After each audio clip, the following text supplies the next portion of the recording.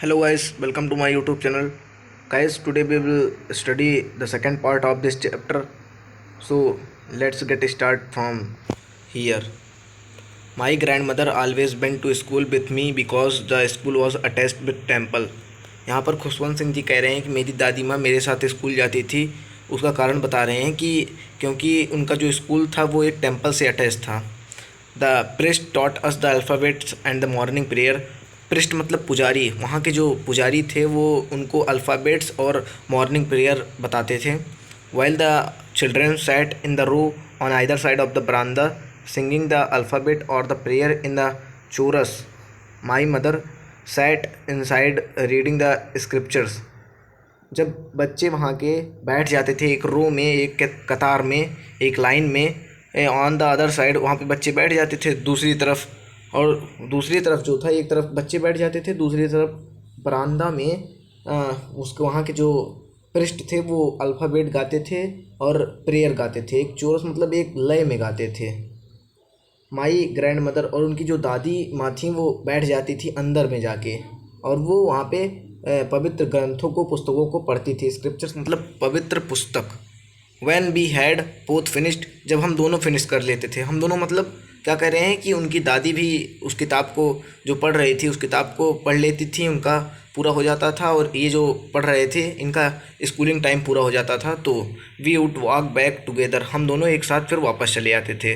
This time the village dogs would meet us at the temple, इस समय temple door, इस समय जो गांव के कुत्ते थे वो उनको टेम्पल डोर, उस मंदिर के दरवाजे पर मिल जाते थे। They followed us to our home glowering and fighting with each other for the chapatis we threw to them. जब वो मिल जाते थे तो इनको और इनकी दादी को वो फॉलो करते हुए इनके घर तक आते थे। ग्लोरिंग मतलब कि थोड़ा प्यार व्यक्त करना, वो कुत्ते जो थे इनके प्रति प्यार दिखाते थे, आपस में लड़ते थे, फाइटिंग करते थे विथ ईच अदर, आपस में, फॉर चपाती, रोटी के लिए, जो वी थ्रू टू देम, जो उनके ऊपर वो फेंकती थी उनकी दादी उनको देती थी, उसके लिए आपस में लड़खड़ाते थे, प्यार करते थे, और चपाटी के लिए उसी में झगड़ा करते रहते थे कुत्ते। When my parent were comfortably settled in the city they sent for us, जब मेरे पिता मतलब नरेटर के पिता जब कंफर्टेबली आरामदायक रूप से मतलब सही से सेटल हो गए सिटी में, दे सेंट फॉर अस, वे फिर हम दोनों को बुला लिया। सेंट फॉर अस मतलब यहाँ पे भेजना नहीं होगा, यहाँ पे बुलाना होगा। That was a turning point in our friendship, यह एक मोड़ था, यह एक मोड़ था इन आवर फ्रेंडशिप, हमारी दोस्ती में, मतलब उनकी दादी माँ और उनकी दोस्ती के बीच में एक मोड़ आ गया था। ऑल्दो कब आया था, जब उनको और उनके पिताजी, उनकी मम्मी जी ने उनको बुला लिया था सिटी में रहने के लिए। Although we share the same room, यद्यपि हम दोनों कमरे में आधा आधा बांट कर रहते थे, मतलब एक ही कमरे में रहते थे शेयरिंग करके। My grandmother no longer came to school with me, अब मेरी दादी माँ मुझे स्कूल छोड़ने या ले आने के लिए नहीं आती थी। I used to go to an English school in a motor bus, अब मैं स्कूल इंग्लिश स्कूल में जाने लगा था। इन अ मोटर बस, एक मोटर बस में जाने लगा था। पहले विलेज में क्या होता था, पैदल जाते थे, इनकी दादी माँ इनके साथ जाती थी, लेकिन अब ये यहाँ पे इंग्लिश मीडियम स्कूल में मोटर बस से जाने लगे थे, तो इनकी दादी माँ इन्हें लेकर या ले आने के लिए नहीं जाती थी। There was no dogs in the street and she to feeding sparrow in the country yard of our city house, अब वहाँ पर कोई कुत्ते नहीं थे, वहाँ पे मतलब शहर में तो कोई कुत्ते नहीं थे, तो वहाँ पे क्या करती थी दादी माँ, फीडिंग स्पैरोज़ को फीड करती थी, कुछ दाना डालती थी, कुछ खिलाती थी। इन द कंट्री यार्ड, गलियारे में, कंट्री यार्ड मतलब गलियारा, ऑफ द सिटी हाउस, उनके जो शहर में जो घर था वहाँ पे गलियारे में वो स्पैरोज़ को फीड करती थी। As the year rolled by we saw less of each other, जैसे जैसे समय बीतता गया, जैसे जैसे साल बीतता गया, by we see less of each other, हम दोनों कम मिलने लगे, मतलब बहुत कम मिलते थे, दोनों में दूरियाँ बढ़ने लगी। For some time she continue to walk me up and get me ready for school, कुछ समय तक तो ऐसा ठीक था कि वो मुझे उठाती थी और स्कूल के लिए रेडी करती थी। When I come back she would ask me what the teacher had taught me, जब मैं वापस आता था स्कूल से तब वो मुझसे पूछा करती थी कि आज स्कूल में क्या सिखाए, टीचर क्या सिखाए, क्या पढ़ाए। I would tell her English word and little things of western science and learning. मैं उन्हें कुछ इंग्लिश की वर्ड बोलता था, इंग्लिश के वर्ड, और कुछ वेस्टर्न साइंस बोलता था, उनको कुछ बताता था इंग्लिश के बारे में। द लॉ ऑफ ग्रेविटी बताता था, गुरुत्वाकर्षण का बल बताता था, जो उसका लॉ था, नियम था। Archimedes principle, the word been round etcetera, मतलब यहाँ पे law of gravity, Archimedes principle, ये सब फिजिक्स हो गया। उसके बाद द वर्ड बीइंग राउंड, ये ज्योग्राफी हो गया। मतलब वहाँ पे वो इंग्लिश साइंस से रिलेटेड वो सब बताते थे। दिस मेड हर अनहैप्पी, ये उन्हें उदास कर देता था, मतलब ये सब सुन के वो दुखी हो जाती थी। She could not help me with my lesson, क्यों दुखी हो जाती थी? क्योंकि वो मेरा जो ये सब सब्जेक्ट था उसमें मेरी मदद नहीं कर पाती थी। She did not believe in the things they taught at the English school and was distressed that there was no teaching about the God and the scripture. वो विश्वास नहीं करती थी, वो मानती नहीं थी कि जो इंग्लिश स्कूलों में पढ़ाया जाता है वो जो सारे इंग्लिश सब्जेक्ट्स पढ़ाए जाते हैं स्कूलों में, वो बहुत दुखी होती थी। क्यों दुखी होती थी? क्योंकि वहाँ पे इंग्लिश स्कूलों से, क्योंकि वहाँ पे जो गॉड के बारे में या पवित्र पुस्तकों के बारे में, ग्रंथों के बारे में, भगवान के बारे में वहाँ पे कुछ नहीं पढ़ाया जाता था। इंग्लिश स्कूल में वहाँ पे केवल इंग्लिश के बारे में, वेस्टर्न साइंस के बारे में, ये सब के बारे में पढ़ाया जाता था। वहाँ पे इंग्लिश के अलावा ना भगवान के बारे में, ना फिर कोई पवित्र ग्रंथों, पुस्तकों, रामायण, भगवत गीता, इसके सब के बारे में कुछ नहीं बताया जाता था। इसके वजह से वो बहुत उदास रहती थी जब वो बताते थे वहाँ पे। One day I announce that we were being given music lesson, एक दिन मैंने घोषणा की, एक दिन मैंने बताया, मतलब वो एक दिन बताए होंगे, that we were being given music lesson, कि हमें म्यूज़िक, संगीत पर कोई पाठ दिया गया है। सी वॉज वेरी डिस्टर्ब, वो बहुत ज़्यादा डिस्टर्ब हो गई। To her music had lewd association, उन्हें लगता था कि जो म्यूज़िक है वो ल्यूड एसोसिएशन, मतलब बहुत घटिया काम है।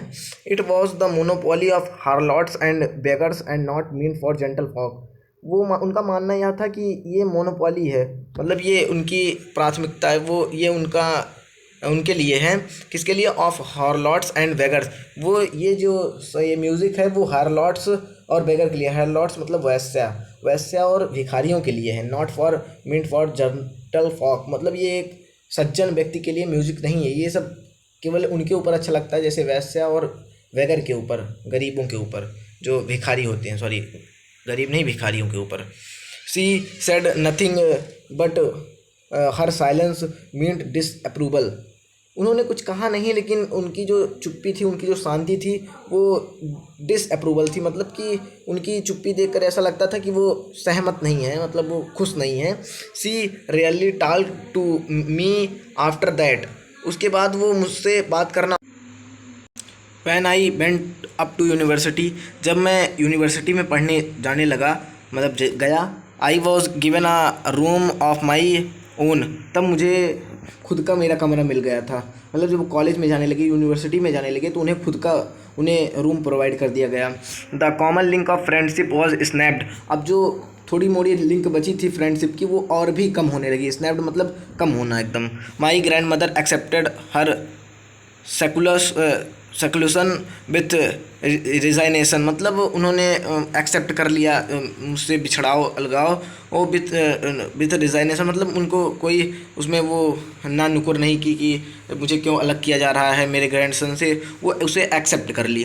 सी rarely left her spinning wheel to talk to anyone, वे अपना उसमें जब इनसे धीरे धीरे कनेक्शन टूटने लगा, तो वो स्पिनिंग व्हील चालू कर दी, मतलब चरखा चलाना चालू कर दी। जब चरखे से टाइम मिलता था तो तब किसी से बात करती थी, to talk anyone.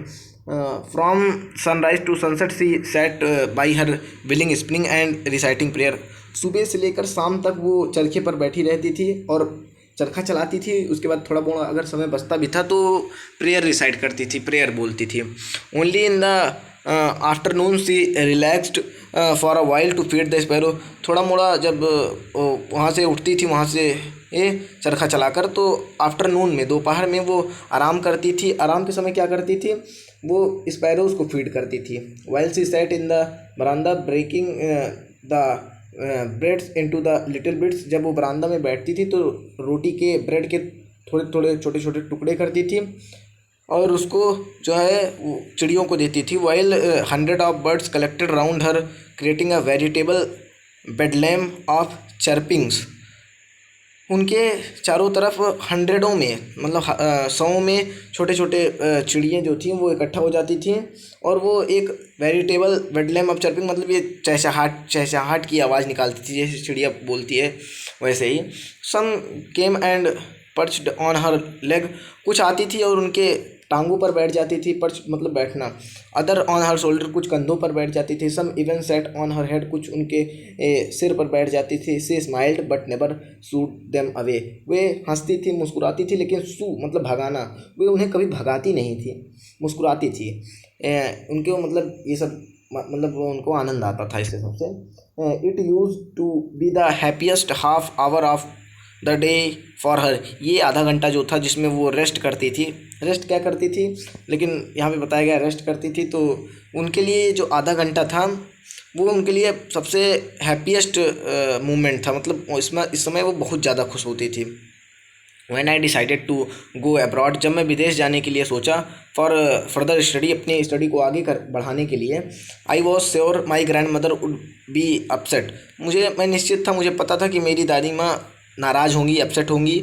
I would be away for 5 year, मैं 5 सालों के लिए जाने वाला था।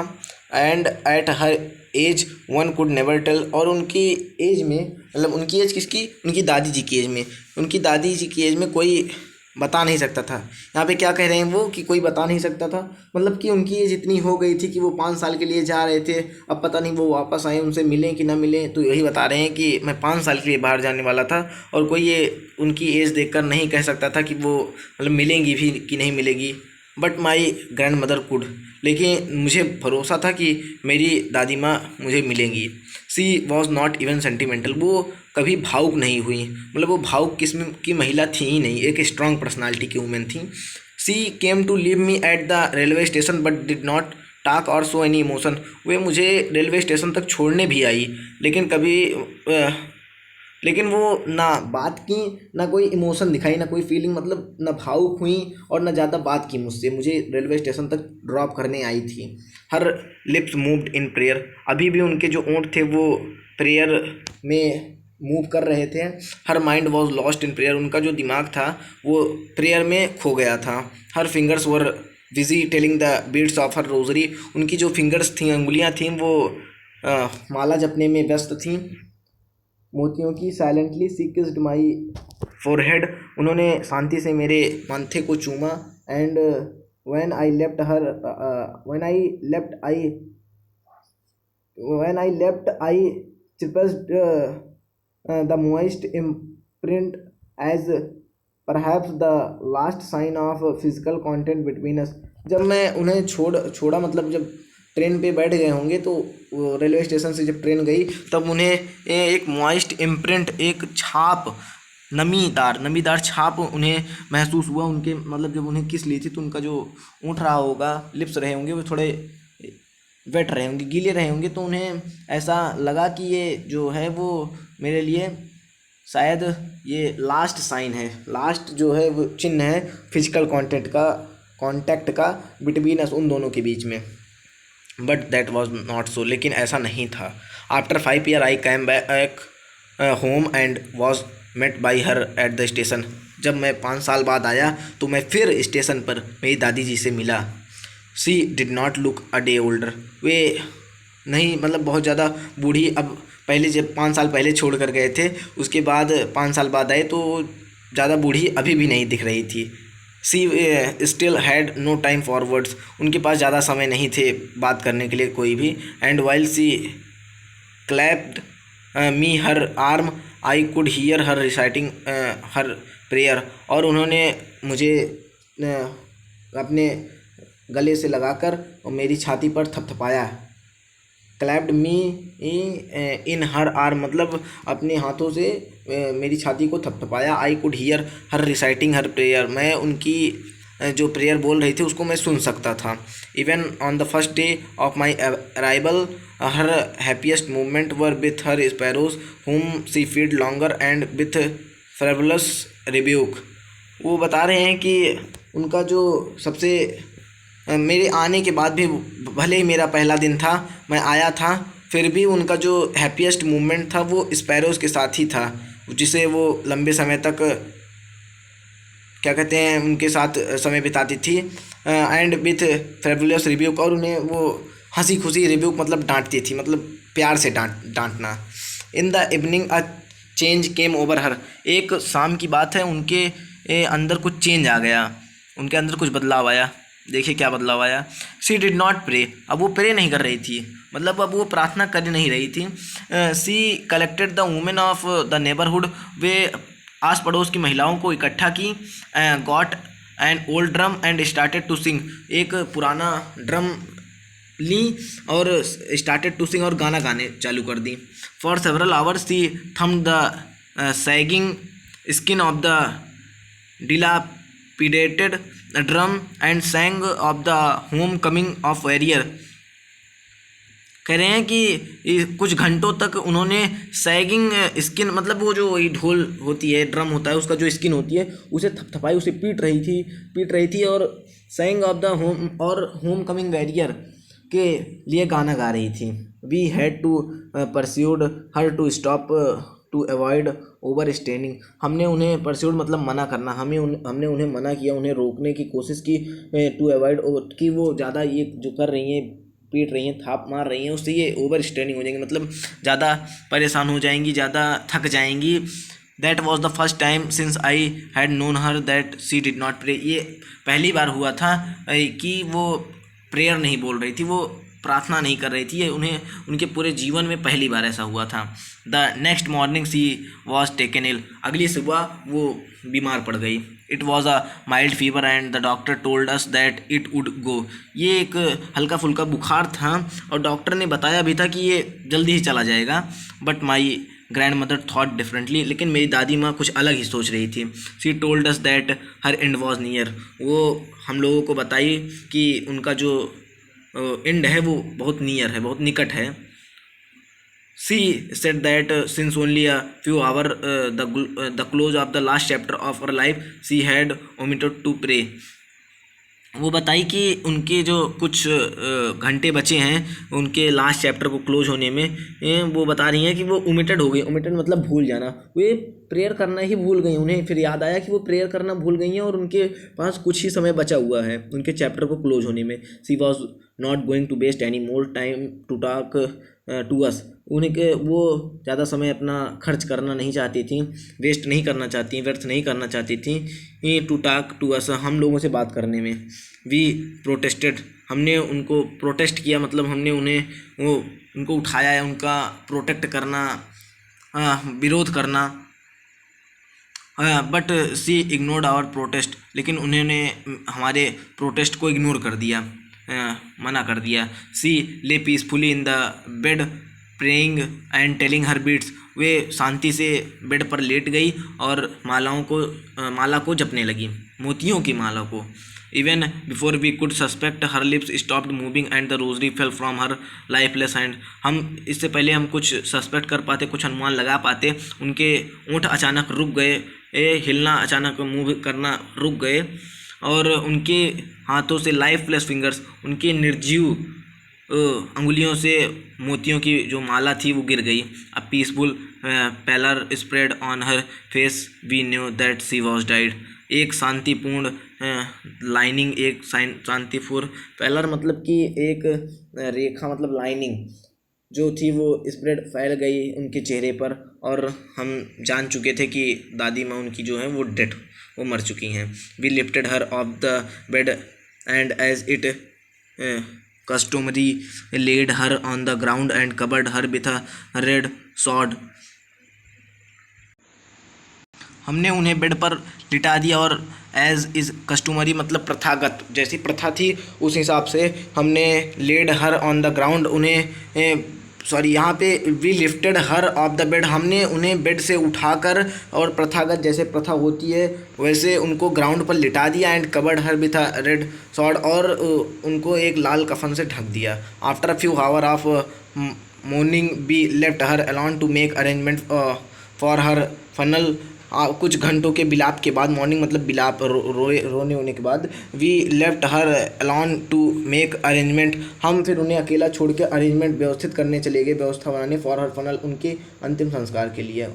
इन the evening we went to her room with a crude stretcher to take her to be cremated, हम शाम के समय हम उनके कमरे में गए और उनको एक कच्चे स्ट्रेचर पर लेकर अंतिम संस्कार के लिए लेकर गए। The sun was setting and had lit her room and the बरामदा with a blaze of golden light, जो सूर्य था वो अस्त होने के कगार पे था, अस्त होने वाला था, और उसकी जो लाइट थी, उसकी जो किरण थी वो रूम और बरामदा पर गोल्डन जैसे एक सुनहरी लाइट आ रही थी। We stopped halfway in the courtyard, हम कुछ समय के लिए गलियारे में रुके। ऑल ओवर द बरामदा and in her room right up to where she lay dead and stiff wrapped in the red sword thousands of sparrow sat scattered on the floor, जहाँ पर उनको लिटाया गया था, जहाँ पर उनकी डेथ हुई थी, जहाँ पर उनको कफन से उठाया गया था, वहाँ पे थाउजेंड्स ऑफ स्पैरोज, हज़ारों की संख्या में स्पैरो बैठी थी, इकट्ठा हुई थी, वहाँ पे फैली हुई थी फ्लोर पर, फर्श पर। देयर वॉज नो चर्पिंग, वहाँ पे कोई चहचहाट नहीं थी, वहाँ पे कोई आवाज़ नहीं थी चिड़ियों की। We felt sorry for the bird and my mother fetched some bread for them, मैं महसूस किया, मतलब हमने सॉरी कहा, अपने मन में सॉरी बोले होंगे। उसके बाद उनकी बर्ड चिड़ियों को, उसके बाद उनकी मम्मी जो थी, उनकी मदर थी, वो कुछ रोटियों के टुकड़ों को लाकर वहाँ पे फैलाई, वहाँ पे उनको दी। She broke it into little crumbs, उसको छोटे छोटे टुकड़ों में तोड़ी। The way my grandmother used to, जिस प्रकार मेरी दादी माँ उसे तोड़ कर देती थी, वो राइटर बोल रहे हैं। And threw it to them, और उनके ऊपर फेंकी। The sparrow took no notice of the bread, जो स्पैरोज थी वो कोई नोटिस नहीं की कि ब्रेड है या नहीं है, मतलब उसको ईट नहीं की, इग्नोर कर दी। When we carried my grandmother corpse off they flew away quietly, जब हमने मेरी दादी माँ के शव को उठाया, हाँ, तो वहाँ से वो उड़ गई। The morning the sweeper, next morning the sweeper swept the bread crumbs into the dustbin, अगली सुबह वो स्वीपर जो झाड़ू लगाने वाला था वो उन सारे ब्रेड के टुकड़ों को झाड़ू लगाकर स्वीप्ट करके डस्टबिन में डाल दिया। Thanks guys, chapter completed. In next video we will discuss some important MCQs of this chapter. Thanks.